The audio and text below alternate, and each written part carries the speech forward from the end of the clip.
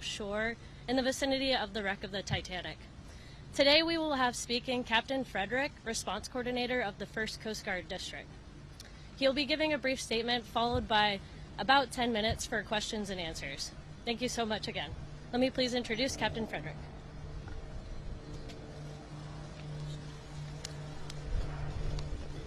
Team up here.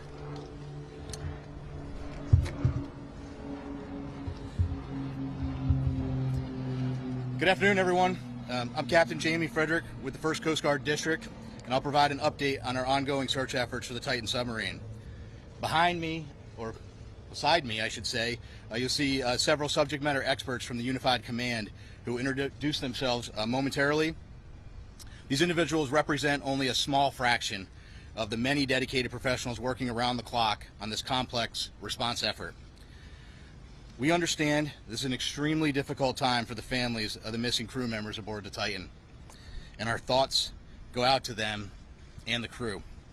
The Unified Command team is working tirelessly to bring all available assets and expertise to bear as quickly as possible in response to this complex operation. And we remain in close contact with the family members and the crew to ensure they are fully aware of our current and future search efforts. Additionally, we have been in close contact with the British and French Consulates General to ensure that they are fully appraised of our efforts, and we are ensuring that their concerns are being addressed. We're incredibly grateful for the full spectrum of international assistance that has been provided, including an expert submariner from the Royal Navy, who's here with us serving aboard as a critical member of our team. Additionally, a team of highly trained French ROV operators departed St. John's last night are en route to aid the search. Moreover, our Canadian partners have been providing critical leadership and significant response capabilities since the beginning of our efforts. Again, this is an incredibly complex search operation requiring both surface and subsurface elements, and our unified approach is critical. The location of the search, 900 miles east of Cape Cod and 400 miles southeast of St. John's, makes it exceptionally difficult to mobilize large amounts of equipment quickly. In spite of those challenges, we've been able to provide continuous air and surface search assets, as well as additional ROV capability to search below the surface. We currently have 5 surface assets searching for the Titan, and we expect 10 total surface assets to search in the next 24 to 48 hours. There are 2 ROVs actively searching, and several more are en route and will arrive by tomorrow morning. We've received incredible support with aviation assets from our Coast Guard Air Station in Elizabeth City, the Air National Guard, and Canadian Armed Forces. Today there are 2 back-to-back P3 flights. One is ongoing now as I speak, totaling 14 hours of continuous on-scene coverage, and 2 C-130 flights, also one ongoing now, throughout the day and into the evening. Yesterday, a Canadian P3 detected underwater noises in the search area. As a result, ROV operations were relocated in an attempt to explore the origin of the noises. Although the ROV searches have yielded negative results, they continue. Additionally, the data from the P3 aircraft has been shared with our U.S. Navy experts for further analysis, which will be considered in future search plans. The surface search is now approximately 2 times the size of Connecticut, and the subsurface search is up to 2.5 miles deep, exponentially expanding the size of the search area. We also have to factor in the ever-changing weather conditions, currents, and sea states that expand the search area every hour. There is an enormous complexity associated with this case due to the location being so far offshore, and the coordination between multiple agencies and nations. We greatly appreciate the outpouring of support and offers to provide additional equipment. The Unified Command continues to prioritize assets and resources in order to provide the best capability in the most timely manner. This includes weighing multiple factors to identify the most effective resources available to the response operation, with careful consideration to timeliness of equipment arriving on scene, usefulness and ability to deliver assets to the search area. Over the past 48 hours, we have, through incredible unity of effort, mobilized and implemented a tremendous amount of expertise and response capability. In addition to the ships and aircraft previously mentioned, we've dispatched 2 subject matter experts from U.S. Navy NAVSEA SUPSALV, who will serve as search coordinators on scene for underwater search operations. So I've been stressing unity of effort a lot in this statement, and that's because it is absolutely critical to this complex operation. Again, our thoughts and prayers are with the crew of the Titan and their loved ones. We will continue to work as hard and as quickly as possible in an effort to locate them. I will take a few questions, but before I do that, I do want I'm going to have each of the members of the team here just introduce themselves, and then I'll go ahead and take some questions. Good afternoon. I'm Paul Hankins. I'm the Director for Salvage Operations with the U.S. Navy's Supervisor of Salvage. Hello, I'm Carl Hartsfield from the Woods Hole Oceanographic Institute. Good afternoon. I'm Lieutenant Commander Rich Cantharia. I'm an exchange officer currently serving on the staff of Commander Submarines Atlantic at Norfolk, Virginia.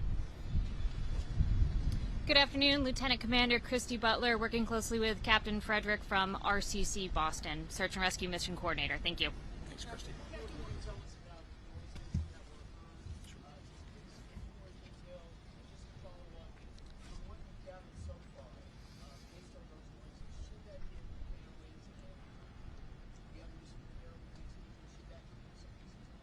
So a couple things. One, I think when you're in the middle of a search and rescue case, you always have hope.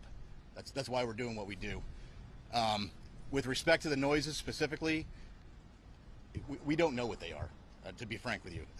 The P3 detected noises. That's why they're up there. That's why they're doing what they're doing. That's why they put sonar buoys in the water. The good news is, what I can tell you is we're searching in the area where the noises were detected, and we'll continue to do so. And we hope that when we're able to get additional ROVs, which will be there in the morning, the intent will be to continue to search in those areas where the noises were detected, and if they're continuing to be detected, and then put additional ROVs down in the last known position where the search was originally taking place. Yeah, these noises were coming in regular 30-minute intervals as reported. I hadn't heard 30-minute intervals. So here's what I can tell you. I am not a trained ear for underwater aquatics. That's why we have a team of experts that are analyzing that data. That data was sent immediately to the Navy last night, and it was analyzed overnight. They're still looking at it, but I can tell you that it's inconclusive. But again, I think the important piece is we're searching in the area where the noises were detected. Captain, you didn't talk about a timeline. Can you talk about what timeline you're working on in conjunction with the teams that are there? It's a timeline in what respect? How much oxygen they have left on? Oh, okay. In terms of, so we talked about the oxygen number. I think you're all tracking the oxygen number. I think there's an important point with that, though. The oxygen, that's just one piece of data, right? There are a lot of pieces of data that we need to consider, and we're continuously looking at that, and we'll continuously do that throughout the search. But that's not the only thing that's important, right? And right now our efforts are solely focused on the search. That certainly is a dialogue that's happening. But we're focused on searching at this point. And this is a recovery or a rescue? Oh, this is a search and rescue mission, 100%. We are smack dab in the middle of search and rescue, and we'll continue to put every available asset that we have in an effort to find the Titan and the crew members. Captain, are those ROVs, and can you confirm that some sort of rectangular object has been spotted? There was some sort of report about that, I don't know. So a couple things. So the ROVs, each ROV brings different capability. The ROVs that are diving today, Paul, what's the depth on the 4,000 meters. 4,000 meters. And some additional ROVs that'll be arriving tomorrow have additional depth capability. With respect to an object, so yesterday one of the aircraft did see an object. I will tell you this: in search and rescue missions, when aircraft are flying continuously, there is stuff out in the ocean that is floating.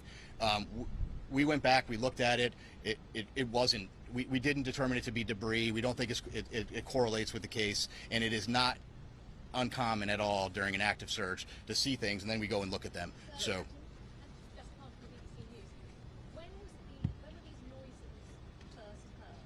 How long did they persist for? And if I could also ask, do you have any information in terms of food and water that they might have on board the site? Yeah. So several P3 flights have heard noises as yesterday, and we put assets there. We relocated assets immediately.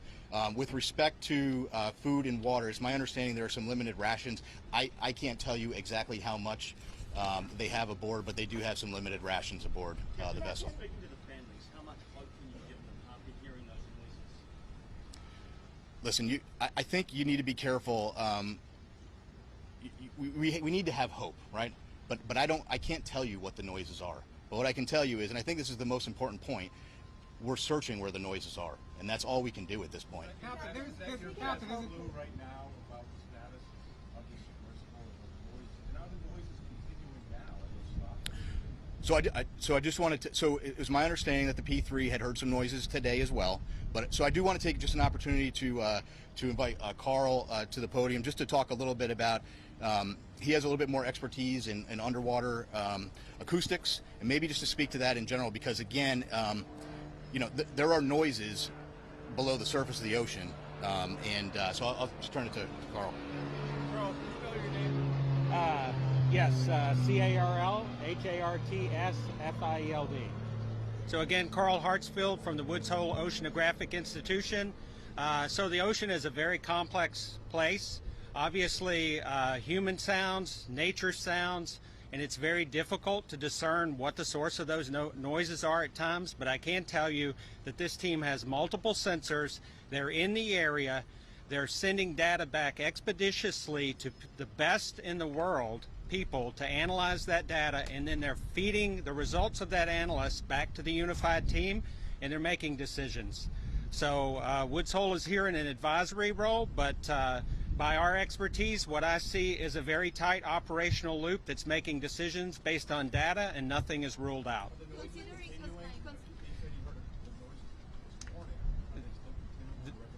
There have been multiple reports of noises, and every one of those noises is being analyzed, tracked, looked for patterns, and reported upon. Can you describe what the noise? Can you describe what the noise sounds like that they're hearing? Well, the noises, again, very complex in the ocean. You have to be an acoustic analysis, and you have to have context. They're trying to put all the pieces together. The noises have been described as banging noises.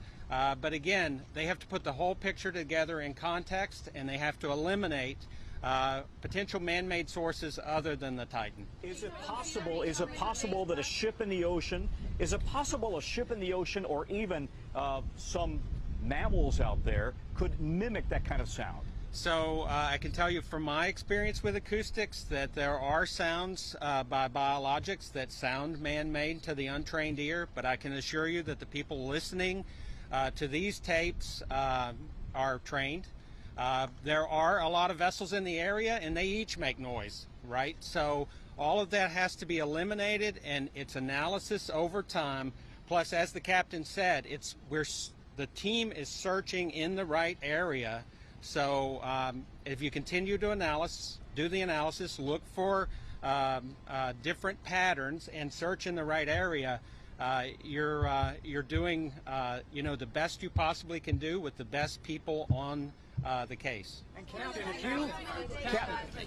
apparently there was a deep ocean salvage system flyway that was sent there to the location. Can you tell if it's on site yet, and how it operates, and how long it would take to rescue it? Would that take? Which system is he speaking about?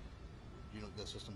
What's the system that you're talking about? It's called a flyway deep ocean salvage system. That's just a hydraulic. Yeah, that's a crane. Yeah, so that's what I thought. So that's a piece of equipment. It's a crane piece of equipment. There are a lot of pieces of equipment flowing in through St. John's right now.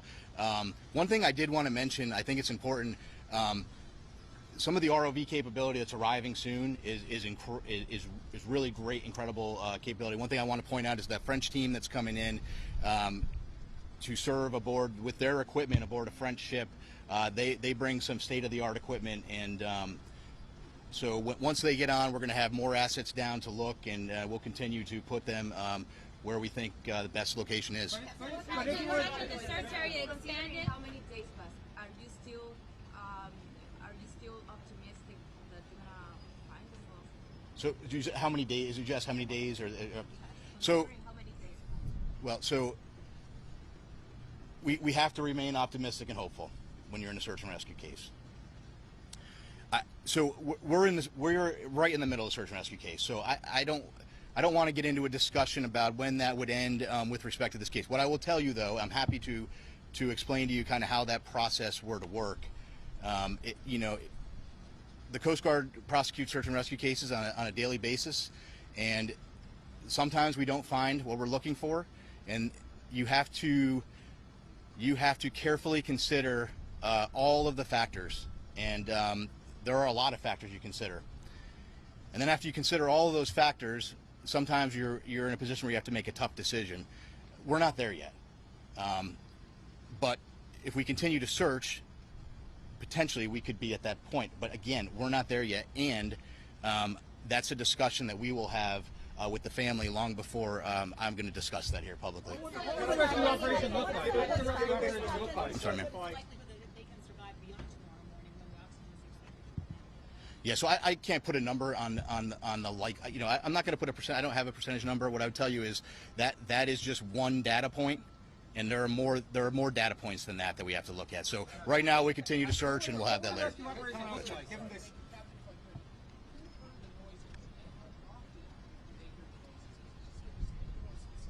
Sure. So the report. So the noises were heard by a Canadian P3, and that was this morning and some yesterday. I don't know specifically over that 30-minute intervals, but again, I really think the important point to that is we're in the air, we're searching there. We moved assets and we're searching there, and we'll continue to do so. What would the rescue operation look like? Go ahead.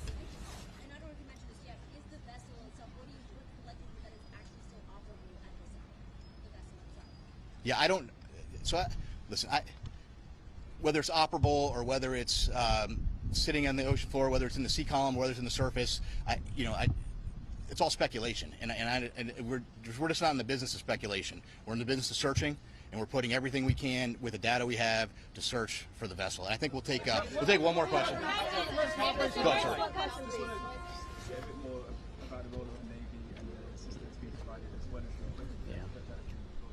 Yeah, so we asked for some additional subsurface support, and we got that through the Navy, through a liaison officer. He's just one of many team members, and we're greatly appreciative of the British government and all the support they've given us. Can we expect a daily update now on this?